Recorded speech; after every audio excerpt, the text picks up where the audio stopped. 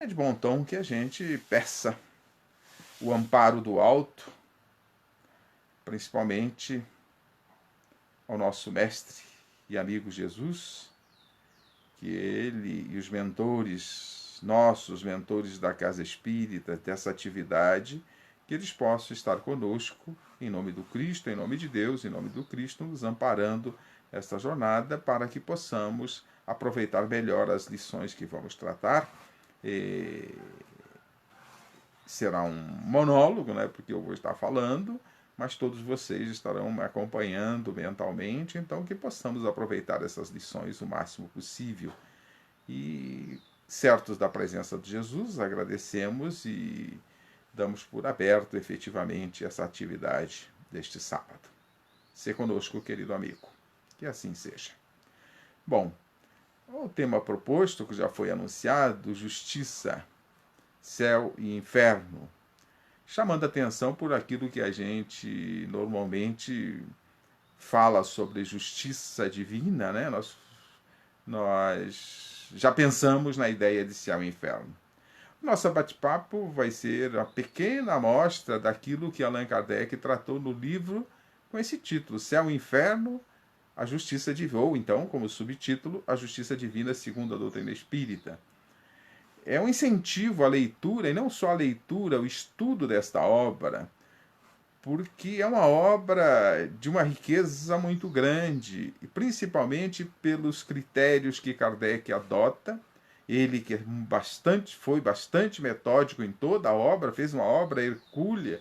Eu até me pergunto às vezes, será que na época de Kardec o dia tinha mais de 24 horas? Porque para produzir o que ele produziu é impressionante a grandeza do trabalho. Vocês estão vendo aqui atrás de mim, ó, 12 revistas espíritas, cada uma representando um ano, com 12 volumes. É bastante material, fora o Pentateuco e outras obras. Foi um trabalho hercúleo de Kardec, mas sempre muito metódico, criterioso e cuidadoso para não misturar coisas que não fossem verdadeiras. Aquilo que não era comprovado por ele, ele deixava em aberto. Ó, recebi essa mensagem, as coisas são dessa forma, estão me dizendo, mas ainda não temos confirmações mais precisas. Pelo princípio da universalidade que ele adotou, o mesmo tema deveria ser apresentado por diversos espíritos através de diversos médios em diversos lugares do mundo. E médios que não tivessem relação uns com os outros, para que não houvesse o risco das mensagens virem contaminadas pelo pensamento de um ou de outro, ou de algum espírito, às vezes até não muito sábio, porque os espíritos ou existem, como aqui na Terra, temos aqueles mais sábios, aqueles menos, temos aqueles brincalhões que gostam de perturbar e assim por diante. Então, Kardec foi muito cuidadoso nessa obra. Essa obra é riquíssima, ela é cativante, o estudo dessa obra. Então, nós vamos conversar um pouquinho nessa direção. Por quê? Porque estudando o céu e o inferno, nós vamos responder e compreender a justiça divina. E para que a gente possa adequar-se à justiça de Deus, às leis, nós precisamos conhecer. Para adequarmos vamos viver num país diferente, nós precisamos saber como é que as coisas funcionam lá. Nós estamos aqui, nos criamos no nosso, nós temos que saber boa parte de como é que as coisas funcionam para que a gente possa adequar-se, não comprometer-se com a lei. Assim não é com a lei de Deus. E já no início do livro, no primeiro capítulo do livro Céu e Inferno, Kardec vai dizer: vivemos, pensamos, agimos, isto é positivo. Mas morreremos, isto não é menos certo. E deixando a Terra, para onde vamos? Seremos melhores ou piores? É para sempre ou para nunca? Vamos viver eternamente ou tudo se aniquilará de vez? E conforme estas respostas, nós vamos direcionar as nossas vidas. Se é para nunca mais, morreu, acabou. Eu lembro de uma passagem de Sócrates. A morte seria um benefício, principalmente para os perversos, porque teriam as suas mazelas canceladas com a morte. Então, se a morte fosse o fim de tudo, então é importante que a gente tenha respostas e haja de acordo com este entendimento de vida. Então nós ficamos buscando a justiça divina, é uma busca permanente, desde a antiguidade, a justiça humana e a justiça divina. A justiça humana ela vai evoluindo ao longo do tempo. Mas a justiça divina evolui? Ou Deus já criou tudo perfeito? Evidentemente, ele é perfeito e sabe o que está fazendo, deve ter criado tudo perfeito. As leis de Deus são imutáveis, o próprio Criador é imutável. Portanto, ele é eterno. Então, as leis humanas evoluem, mas as leis de Deus, nós é que vamos aprendendo cada vez mais as leis de Deus e a partir daí dá a impressão que elas evoluíram. Não somos nós que evoluímos no conhecimento desta lei. Então, precisamos ir buscar esse entendimento. E começamos essa busca da lei divina e até mesmo a busca de Deus lá na primitividade. Aí tivemos as crenças pagãs, e as crenças pagãs criaram deuses para tudo, mas também criaram deuses à moda do ser humano, com as mesmas características nossas, temperamental, violentos, agressivos, orgulhosos, egoístas, sentados num trono, a exemplo do principal deus grego, Zeus. Ele estava num trono no Olimpo, e era violento, temperamental, invocadinho, né? E aí também tinha o deus lá dos infernos, o Hades, que foi um ser que brigou com Zeus, né? E foi cuidar de produzir o mal e cuidar daqueles que produziam o mal, cuidar dos infernos, né? Então, nós temos isso tudo nas crenças pagãs. Começa ali a ideia de céu e inferno. Os judeus também tinham essa ideia de céu e inferno, porque é uma ideia que faz sentido. Fazia sentido à época, faz sentido não. Fazia sentido àquela época. Por quê? Porque não poderia, se a alma sobrevivendo ao túmulo, o espírito, a alma sobrevivendo ao túmulo, para onde iria? Não poderia ir os bons para junto dos maus, não seria justo isso. Não seria justo que os bons recebessem algumas coisas mais ríspidas em relação, como os maus, e nem os maus recebendo as benesses que os bons teriam direito. Então separou-se. Os bons vão para o céu e os maus para o inferno. Vão abraçar o Hades. Para nós hoje, a gente diria abraçar o capeta. Mas aí foi, por algumas reflexões, percebeu-se, mas espera aí, tem gente que é muito mal, tem gente que é meia boca mal, e assim por diante. Tem gente que é bom, tem outros que são meia boca bons, e assim por diante. Tem alguns que estão em cima do muro. Como é que fica esse pessoal? Quem vai para o céu, aí criou-se a ideia de 7 céus, né? E Deus estaria lá no 7º céu.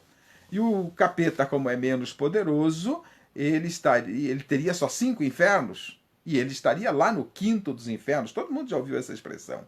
Ou seja, uma sequência de possibilidades aí para atender uma média de demanda dos nossos comportamentos e dos nossos merecimentos. E aí, Zeus tinha essa ideia na mitologia grega, né? De Zeus tinha a ideia do Hades, que foi brigou com Deus. E brigou com Deus, e era um anjo, era um deus, né? Era um deus de nível inferior, como tinham vários deuses. Zeus era o maior deles.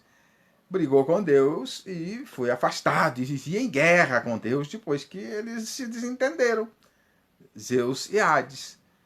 E aí nós trouxemos isso para o judaísmo, para o cristianismo, nós fomos trazendo isso. E aí o inferno era tocado, administrado por Lúcifer, um anjo que caiu.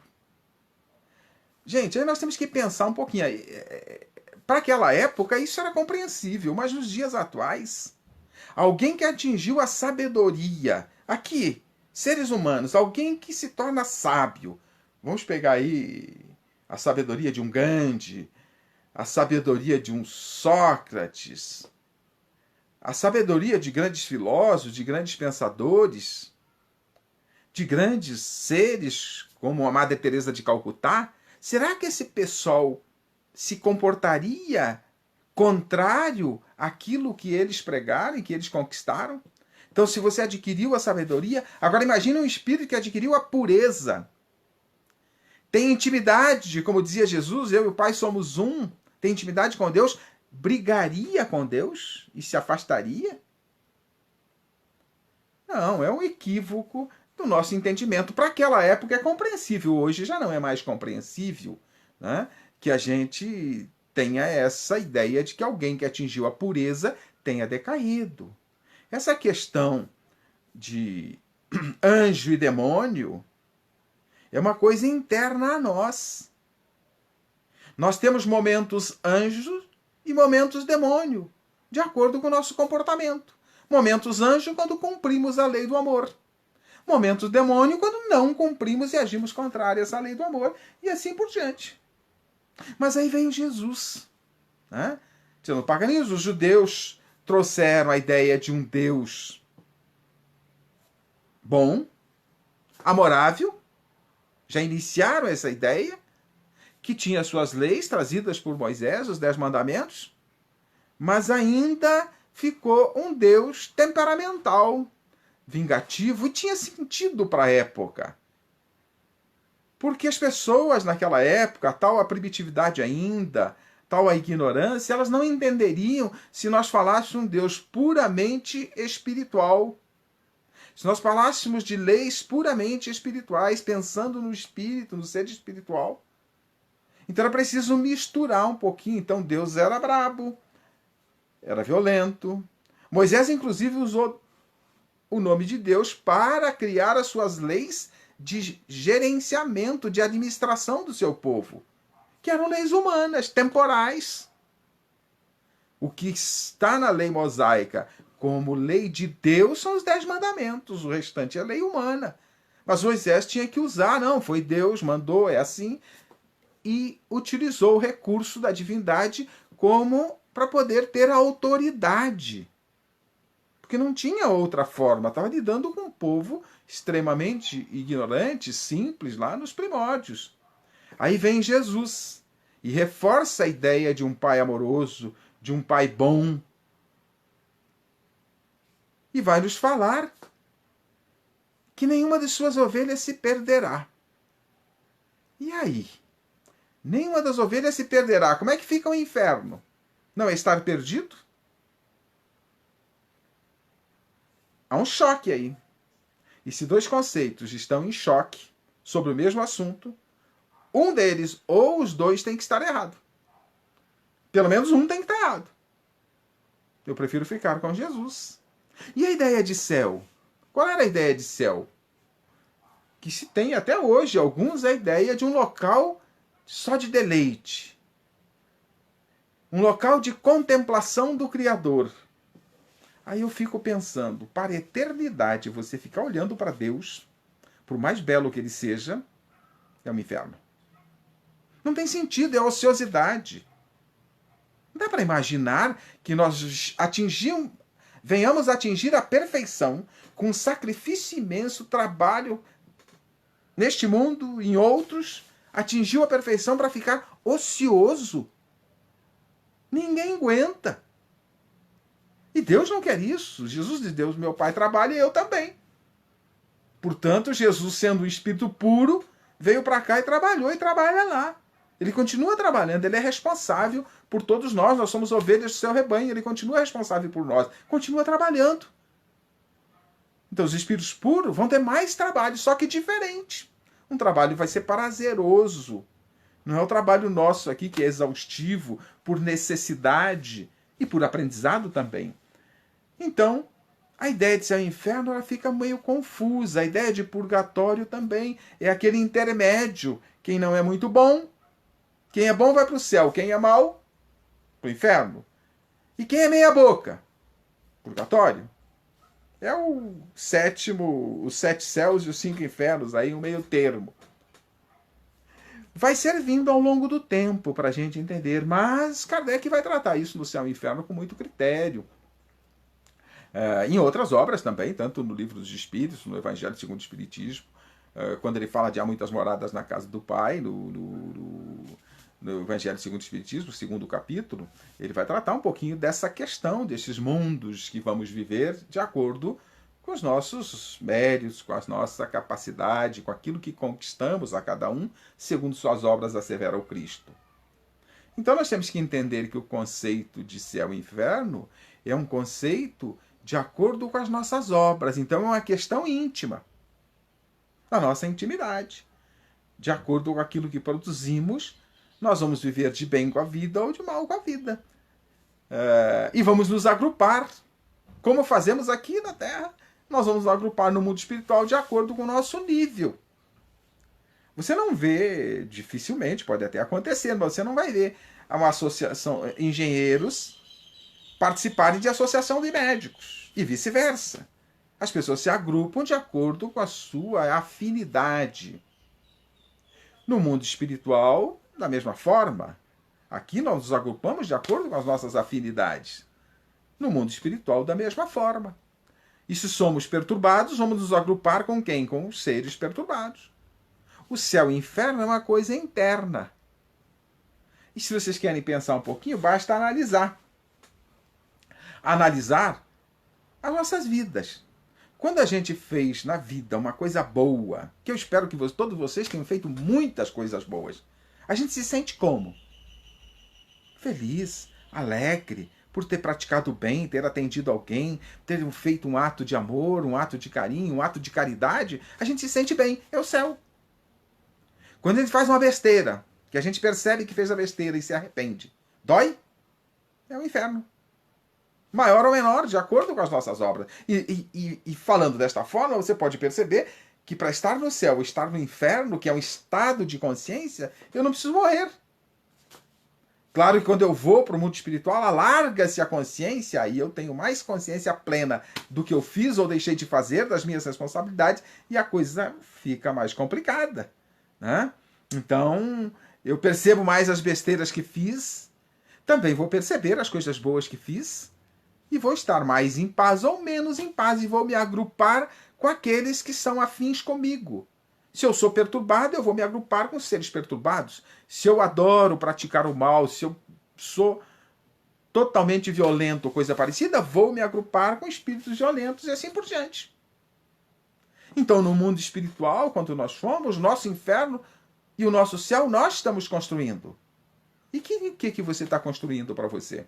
Aqui, para a continuidade da vida, e para o mundo espiritual depois, quando se desencarnar, quando for para o mundo espiritual. O que você está construindo? É a mesma coisa, como Kardec utiliza um exemplo muito interessante. Se você chega numa cidade e entra direto para um hospital, você vai achar que essa cidade só tem doentes. Se você chega numa cidade e entra para um bairro bem miserável, você vai achar que aquela cidade só tem miseráveis. Mas se você circular pela cidade, você vai ver que tem miseráveis, tem doentes, tem gente em melhores condições e assim por diante. No mundo espiritual não é diferente. E é um estado de consciência. Deus é amor. Deus cuida e investe nos seus filhos. Então não dá nem para dizer que Deus pune e castiga. Ele oferece os recursos de acordo com a nossa necessidade. Então aquilo que estamos vivendo aqui no mundo, que parece um inferno para nós, é mais ou menos isso. Pelas besteiras que fizemos, nós estamos vivendo as consequências. Como punição, não. Como oportunidade de aprendizado. Aí eu tenho que pegar um outro conceito que Jesus falou, mas não entrou em detalhes, da doutrina espírita vai detalhar, que é o conceito de reencarnação. Sem a reencarnação, céu e inferno tem sentido. Permanente, um local permanente. Ou seja, porque é só uma vez, você reprovou, acabou, vai para o inferno. E não sai mais de lá.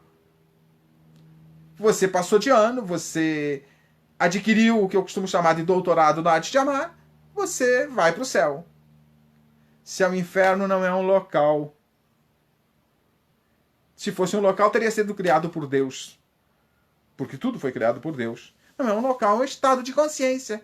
E no mundo espiritual nós nos agrupamos ao redor da Terra, que o Kardec chamou na erraticidade da Terra, aqueles que têm vínculo ainda aqui com a Terra, ficamos por lá. Agrupados com quem? Com aqueles que não são afins. Se nós somos alcoólatras, nós vamos nos agrupar com alcoólatras. E assim por diante. Se nós somos bons, o que são raros por aqui, nós vamos nos agrupar com aqueles que são bons e vamos ajudar. Aqueles que são maus vão se agrupar com os maus e vão perturbar lá e cá. São as obsessões e assim por diante. Então, céu e inferno é um estado de consciência. Para entender isso, sem a reencarnação não dá para entender. Sem a reencarnação não dá para entender a justiça divina. Aí sim tem que ter céu e inferno. Agora, com a reencarnação, a gente entende que céu e inferno é um estado temporário de consciência. Que à medida que nós vamos depurando ao longo de muitas encarnações, nós vamos melhorando as nossas condições e saímos do estado de consciência perturbado cada vez mais. E se você analisar a sua jornada, a sua vida, você vai ver que você já evoluiu bastante, que coisas que te perturbavam antes não te perturbam mais. Besteira que você fazia antes, você não faz mais, já foi amadurecendo. Agora imagina com múltiplas encarnações. Mas pensa, nós temos que atingir a pureza. Nós nem sabemos o que é a pureza, o que é a perfeição. Nós temos pálidas noções. Olhamos para Jesus, era o Espírito puro que esteve aqui conosco. Mas mesmo olhando para ele, a gente não consegue compreender profundamente o que seja essa pureza. Mas à medida que vamos compreendendo a grandeza dos seus ensinamentos, nós vamos compreendendo também essa pureza e essa grandeza do Cristo. Então, a justiça está em nós mesmos. A justiça divina está em nós mesmos. É a nossa consciência que vai nos cobrar. Claro que nós, conforme vamos evoluindo, a responsabilidade se torna maior. Mais atrasados, nós recebemos auxílio, orientações, né, explicações, como a gente faz com os nossos filhos. Quando eles são crianças, a gente orienta, diz o que está errado, o que não está. Quando eles atingem aí, fazem a faculdade, já não precisa mais, eles mesmos têm que olhar para isso. E assim é, conforme vai amadurecendo, nós mesmos vamos percebendo as besteiras que fizemos e vamos nos cobrando. Esse é o nosso inferno ou o nosso céu. Então é preciso que a gente pense nisso. Mas Jesus nos falou da reencarnação exatamente para quebrar essa questão de céu e inferno. Nos falou que nenhuma das suas ovelhas se perderia. Mata a ideia de inferno. Mas nós continuamos pregando inferno no cristianismo. Por quê? Por uma série de razões. Até mesmo para usar de autoridade, para intimidar. Eu pergunto hoje, tem alguém que tem medo do inferno? Alguém que entenda Deus, um pai que ama? Um pai justo e bom, misericordioso, que perdoa? Que nos manda perdoar e ele não perdoa? Não, ele perdoa. Como é que é o perdão de Deus? Aos nossos equívocos, para nos tirar do inferno de consciência? Volta para a escola. Vai se corrigir. Reencarnação é a chave para isso. Portanto, céu e inferno nós continuamos perpetuando. Mas hoje, século XXI, eu quero crer que nem quem prega a ideia de inferno, de céu até tudo bem. Não na forma contemplativa, mas na forma de trabalhar, de ter atividade, de participar da obra divina mais intensamente, a ideia de céu. Mas a ideia de inferno, nem quem prega acredita mais. Tanto que não prende, não impede ninguém de fazer besteira. O que faz a pessoa fazer besteira não é o medo de céu e inferno. Nem o medo de inferno ia tirar a pessoa de fazer besteira. O que faz a pessoa cometer equívocos ainda é a ignorância. Então é preciso que a gente busque respostas. Como falei no início. De onde viemos? Para onde vamos? Nós vamos morrer. É tudo certo. Mas para onde vamos? Qual é a nossa situação? Então é preciso que a gente saia da ignorância. Por isso que Jesus disse, conhecereis a verdade e ela vos libertará. Essa é a chave. Então, se nós não buscarmos conhecer a verdade profundamente, nós vamos ficar acreditando em coisas que não batem com os atributos da divindade. E quando a gente acredita em inferno, que eu até nem imagino que não tenha mais ninguém que acredite em inferno, mas vamos dizer que tem alguém que acredite em inferno, sabendo das besteiras que fez, e nós sabemos, a gente já sabe para onde vai. E aí na hora de começar a chegar pertinho de ir embora daqui, bate o desespero. O que eu fiz na minha vida? E agora? Não tem mais jeito. Eu vou para o mundo espiritual com as minhas perturbações, vou viver o meu inferno de consciência lá, e depois vou ter uma nova oportunidade de vencer este inferno em mim, corrigindo os meus erros através de uma nova reencarnação. E se vocês querem ver que o inferno é um estado de consciência mesmo, quem assistiu o filme Nosso Lar, quem não assistiu, assista. Também está no livro Nosso Lar, Psicografia de Chico Xavier, ditado pelo espírito André Luiz. É a primeira obra da série André Luiz, que é uma série de 14 obras, se eu não me engano, 14 ou 15 obras, posso estar enganado no número, são tantas obras, a gente acaba esquecendo. Mas a primeira obra, O Nosso Lar. Mas o filme Nosso Lar. Primeiro que André Luiz estava no lodo, perturbado com a sua consciência.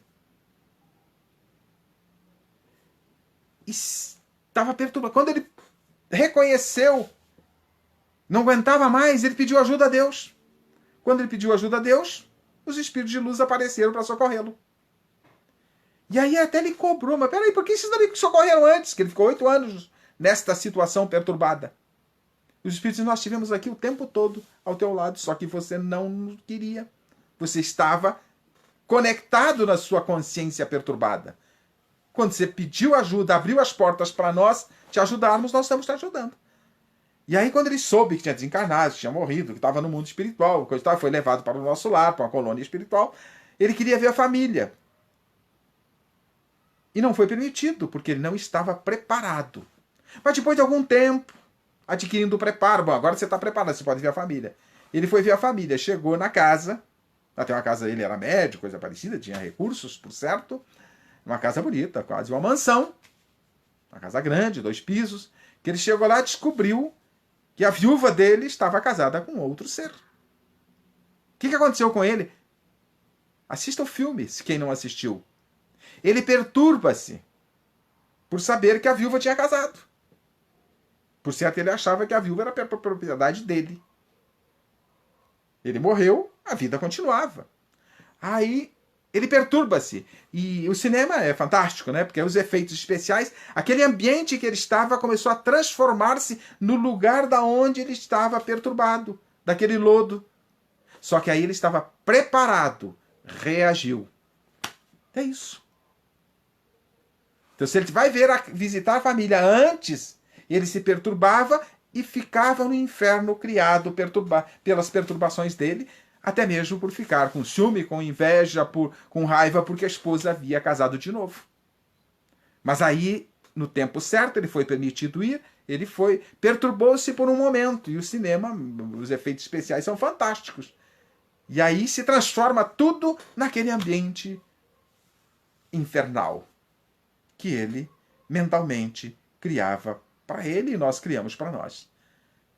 Mas aí ele reagiu, foi lá, o substituto dele estava doente, no copo d'água ele estava na cabeceira, ele colocou um remédio. E até ali o efeito especial também foi bonito. Os espíritos colocam remédio, às vezes, nas águas para nós. Por isso que quando a gente faz o Evangelho no Lar, é importante que a gente tenha um copinho d'água para cada um, porque se a gente tiver uma necessidade, está até desencadeando uma doença, se for da vontade do momento apropriado, pode ser colocado remédios para nós naquela água e a gente aproveitar.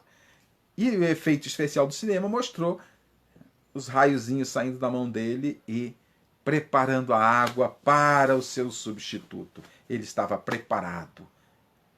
Se perturbou momentaneamente e reagiu. É isso que temos que fazer. Se chegarmos no mundo espiritual perturbados, o que temos que fazer? Deus nos educar para não ficar neste inferno de consciência, neste ambiente perturbado. Nós temos que pedir ajuda a Deus. E Ele vai nos ajudar, tirar de lá, vai nos socorrer, nos orientar para preparar uma nova encarnação, porque se estamos perturbados, nós não estamos puros ainda. E se não estamos puros ainda, temos que voltar. É a chave, a reencarnação. Quando comecei a estudar a doutrina espírita, 26 anos atrás, as coisas que mais me encantaram, uma das coisas que mais me encantou, porque me trouxe quase que salvação, esperança, porque eu já sabia que eu ia para o inferno. Mas aí, quando não tem a reencarnação, opa, tenho chance ainda de me safar. é a chave da bondade e da misericórdia divina. Eu fico assustado com o cristão não aceitar a reencarnação, se está no Evangelho de Jesus, quando fala com Nicodemos, quando fala sobre a volta de Elias, está em Jesus quando ele pergunta: que dizem que seja o Filho do Homem? Pergunta a seus discípulos. Que dizem quem sou eu? Pergunta o Cristo. E eles dizem, uns dizem que você é João Batista, outros dizem que ressuscitou, outros dizem que você é Elias, outros dizem que você é Jeremias. Ok? É reencarnação. Os discípulos sabiam da reencarnação, não sabiam como se processava. Então a reencarnação é chave para a gente parar de acreditar em inferno como um local de degredo permanente. Um local de estado de consciência perturbado, sim, de acordo com as nossas perturbações, com a nossa consciência pesada, nós vamos nos encontrando nestes ambientes e ficamos perturbados e vamos nos enturmar com gente perturbada. Se somos materialistas e somos apegados aos nossos bens, nós vamos ficar onde quando morremos? Perturbando a nossa casa, o nosso bem. Se você é fazendeiro e desencarnou e apegado à sua fazenda, aí os filhos começam a vender sua fazenda, você vai começar a ficar perturbado, vão vendendo minha propriedade, ninguém fala comigo, nem se reconhece desencarnado, não se reconhece que está do outro lado do mundo, da vida, na outra vida. Então é preciso que você tenha consciência. Tem algumas histórias de espírito na fazenda, mas estão vendendo minha fazenda, estão dividindo minha fazenda, e eu falo para não fazer e ninguém me presta atenção, meus filhos não me ouvem, coisa que eu não ouve, porque você está no mundo espiritual. Você está lá perturbando, você devia estar em outro lugar. Então, se queremos ensaiar, não ficar muito tempo perturbado, a minha sugestão: exercita na dificuldade se voltar para Deus. Porque quando você exercitar, vira hábito. Então, quando você estiver perturbado lá, como acontece nos nossos sonhos são uma amostra disso. Nossos sonhos, a gente muitas vezes fica aí com pesadelo, são perturbações da nossa própria consciência e assim por diante. Aí teríamos que alongar esse tema. Não faz parte agora dessa tratativa, nem o tempo nos permite. Mas então, o que temos que exercitar para não ficarmos muito tempo num estado perturbado e buscarmos o socorro no mundo espiritual para nos prepararmos para novas jornadas? Vamos ter que fazer novas jornadas, não tem jeito. Vamos sair daqui ainda imperfeitos, ainda somos imperfeitos, temos muitas virtudes ainda a conquistar, a começar pela paciência, a tolerância, a compreensão, a indulgência. Já temos 100%? Perfeição dessas conquistas não temos. Então temos que voltar. E para a gente não ficar perturbado, a hora que a gente vai para o plano espiritual, percebe as besteiras que fez aqui, percebe o que deveria ter feito e não fez, os compromissos que assumiu e não cumpriu. Que a gente assume compromissos reencarnatórios. Para que a gente não fique muito tempo perturbado, quando você perceber que não está bem no mundo espiritual, pede ajuda a Deus. Ou Jesus. É a mesma coisa. Ele e o Pai são um, portanto, se pedir a Jesus, está pedindo a Deus, pedir a Deus, está pedindo a Jesus, que ele é o gerente daqui, ele é que vai nos ajudar. Então é importante que a gente aprenda a fazer isso. Não é rogar a Deus aqui no desespero. Eu estou com um problema financeiro, Senhor, me ajuda na Mega Sena. Não é isso. É pedir para que Deus nos dê força, para que Deus nos socorra na medida do possível, de acordo com os seus desígnios. Então, a gente aprendendo a pedir ajuda a Deus, nós estamos nos preparando para não ficar muito tempo perturbado. Então temos que nos educar, é criar o hábito na dificuldade de pedir socorro ao Pai. E temos que pedir socorro ao Pai. Foi o que o André Luiz fez, esperou 8 anos. Quando ele sentiu, não aguentava mais aquele estado, ele pediu socorro. Quando pediu socorro, o socorro veio. Porque nós temos a liberdade. Se você quer ficar no lodo, Deus não vai te tirar de lá. Você quer ficar lá. Percebe? Você tem o livre-arbítrio de agir e é responsável pelas suas ações. Então, se você quer ficar perturbado, você quer ficar na lama, fica. Agora, quando você não quer mais, pede ajuda. E você sai. Esse é o nosso inferno. É o nosso estado de consciência que nós mesmos criamos para nós. Então nós vamos receber... Tem algumas questões no Evangelho de Jesus, todas as questões são profundas. Mas nós temos que pensar. Nenhuma das minhas ovelhas se perderá. É fantástico. São questões chaves no Evangelho para a gente analisar, e esta é uma delas. Eu sou o caminho, a verdade e a vida. Caminho para quê? Para a gente sair do estado perturbado, para não ter peso de consciência.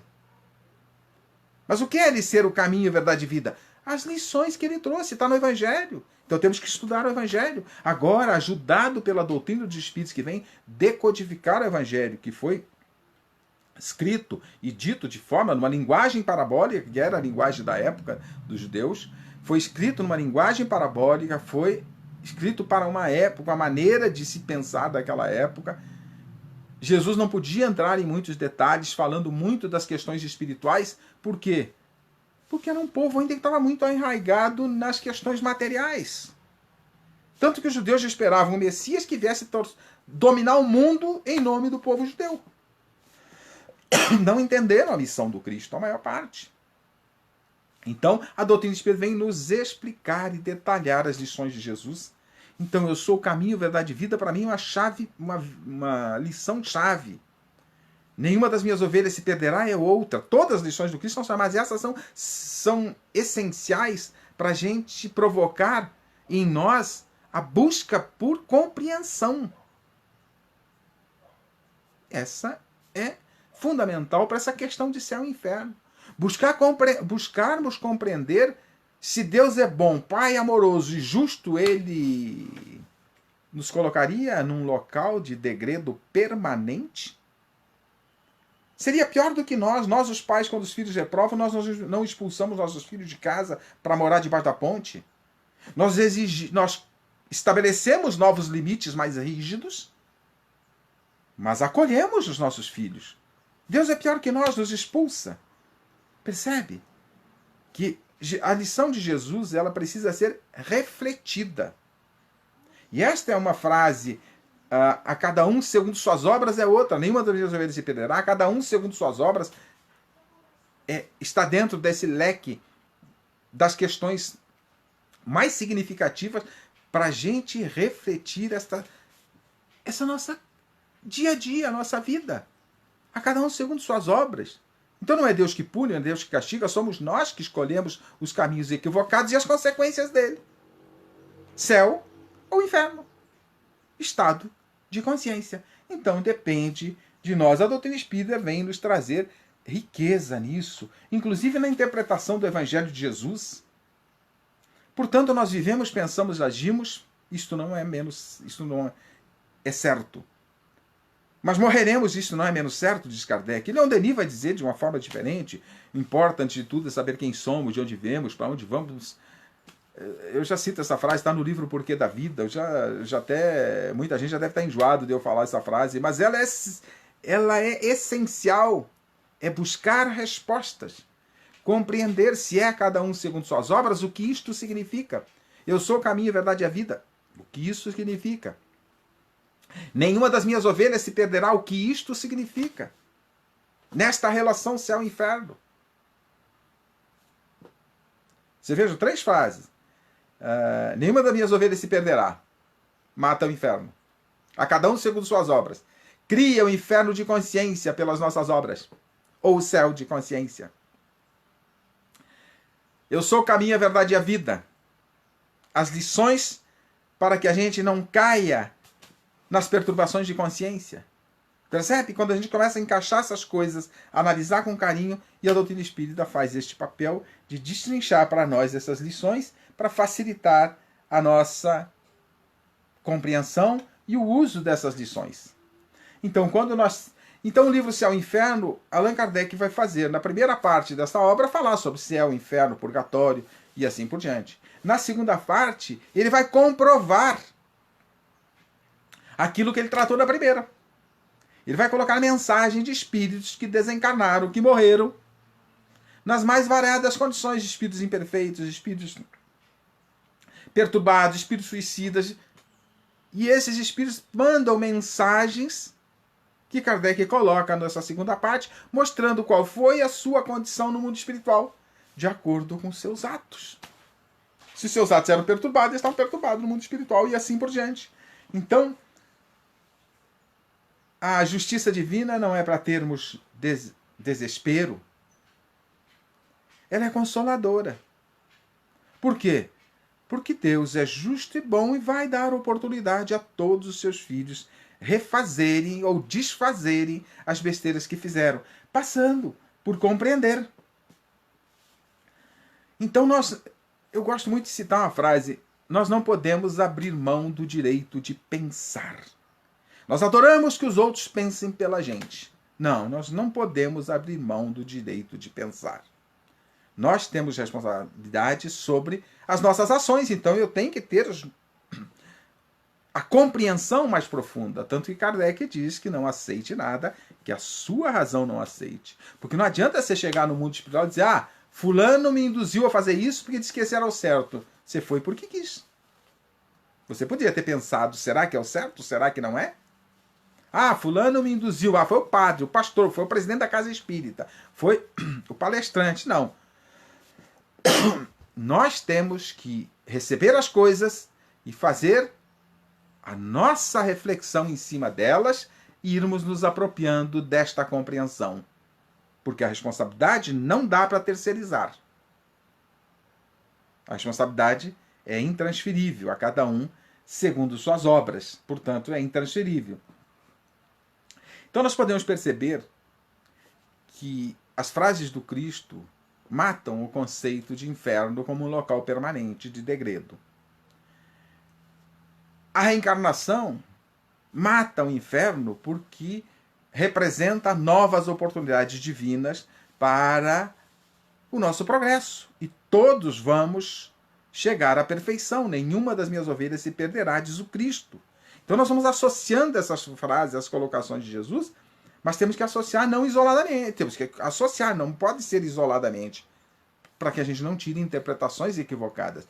Uma lição de Jesus não pode contradizer outra. Se contradisser, uma das compreensões está equivocada. Pode até que as duas estejam equivocadas. Então nós temos que olhar o Evangelho de Jesus cada vez mais num conjunto mais completo de obra para entender. Então quando a gente junta estas colocações e raciocina em cima delas, nós vamos eliminando o joio e ficando apenas com o trigo, ficando apenas com aquilo que é essencial. Por isso que eu costumo dizer, não podemos abrir mão do direito de pensar. Temos que usar a razão. Porque é a razão que dá discernimento. É a razão que nos faz fazer a escolha apropriada, como diz Paulo de Tarso: tudo me é lícito, mas nem tudo me convém. O que convém e o que não convém é a razão que vai dizer. Abastecido por o quê? Preferencialmente por Jesus. Então, para a gente encerrar, fica o convite: estude Kardec, entenda Jesus, entenda Deus e entenda a si próprio. Allan Kardec, com a terceira revelação, vem completar o edifício da obra divina para o nosso progresso. O alicerce da obra trouxe Moisés com os 10 mandamentos. As paredes e todo o conjunto do edifício nos trouxe Jesus. Kardec trouxe o telhado, a obra está pronta. É preciso que estudemos Kardec e conheçamos quem somos, de onde viemos, para onde vamos após a morte. Todos morreremos, não tem. Morreremos no sentido de que deixaremos o corpo físico. O espírito não morre, é eterno, é imortal. E se é imortal, qual é a sua situação? A sua situação é simples de responder, de acordo com aquilo que produzimos para nós, com aquilo que edificamos. Então, estude Kardec, entenda Deus, entenda Jesus, entenda a si próprio. Agradeço a Deus a oportunidade de refletir com vocês. Eu vi que tem bastante gente aí mandando mensagens, mas falando aqui não dá para ir lendo as mensagens e respondendo. Agradeço aí a presença de vocês que nos acompanharam, daqueles que virão no futuro, porque esse material vai ficar gravado aí no Facebook, né, da casa. Depois eu boto no meu Facebook também, para a gente abrir o leque para mais pessoas, e assim a gente vai divulgando essas mensagens. Então, agradeço a Deus a oportunidade de refletir com vocês, a casa aí pelo convite, meu amigo Carlos Madaloso, que formula a organização da escala, né? E a vocês aí pela paciência de me ouvirem. Muito obrigado. Que Deus os abençoe a todos. Para a gente encerrar, Vamos encerrar com uma prece, especialmente para agradecer ao nosso Pai por tantas oportunidades e por esta oportunidade. Agradecer a Jesus, nosso Mestre, modelo e guia, que está sempre conosco e esteve conosco aqui com certeza, porque ele asseverou que quando estivéssemos reunidos 2 ou mais em seu nome, ali ele estaria, e nós estamos reunidos, mesmo à distância, mas estamos reunidos em seu nome. Então ele está conosco. Agradecer aos bons espíritos, nossos protetores, nossos espíritos protetores, os mentores espirituais da casa Espírita Luz e Caridade Dom Bosco, especialmente Dom Bosco, que são os mentores aí. Normalmente não é só um mentor, cada tarefa, cada atividade da casa tem um mentor, mas o mentor principal dessa casa deve ser, evidentemente, Dom Bosco. Então, agradecer a eles e rogar ao nosso Mestre Jesus que nos ampare, que nos abençoe, a cada um de nós, nossos familiares, abençoe os nossos lares, abençoe a casa espírita ou as casas religiosas todas, porque elas cumprem seus papéis, especialmente quando cumprem seus papéis.